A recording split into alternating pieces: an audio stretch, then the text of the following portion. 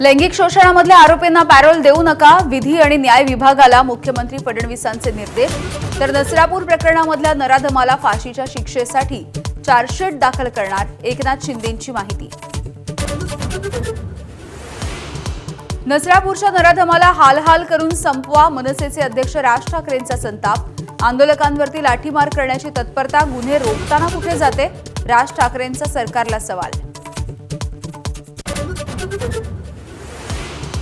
हिंगोली आणि नागपूरमध्ये वादळी वाऱ्यासह अवकाळी पाऊस. हिंगोलीमध्ये विक्रीसाठी मार्केटमध्ये आणलेली हळद पावसानं भिजली.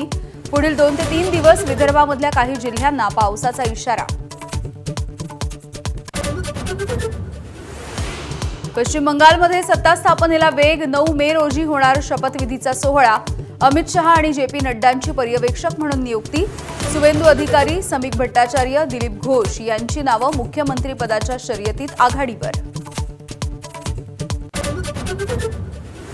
तमिळनाडूमध्ये विजयच्या टीव्हीकेनं मागितली राज्यपालांच्या भेटीची वेळ. सत्ता स्थापनेचा दावा करणार. टीव्हीकेचे गटनेते म्हणून थलपती विजय यांची निवड. पश्चिम बंगालच्या निकालावरून संजय राऊतांचा हल्लाबोल. निवडणुका जिंकण्यासाठी मोदी शहांकडून पैशांचा वापर, राऊतांचा आरोप. तर ज्ञानेश कुमारांना नोबेल आणि भारतरत्न द्या, राऊतांचा टोला.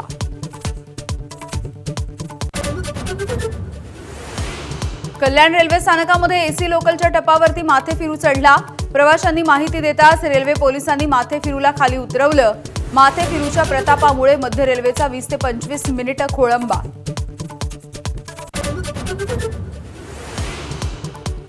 एसआरपीएफ दौंडच्या परीक्षेमध्ये 85 प्रश्न खासगी प्रकाशकाच्या पुस्तकातील. 85 प्रश्न जसेच्या तसे घेतल्यामुळे विद्यार्थी आणि संघटनांचा संताप. तर संपूर्ण प्रकरणाची चौकशी करण्याची विरोधकांची मागणी.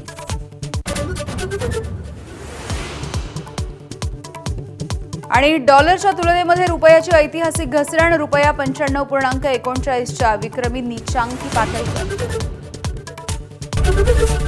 एबीपी माझा, उघडा डोळे बघा नीट.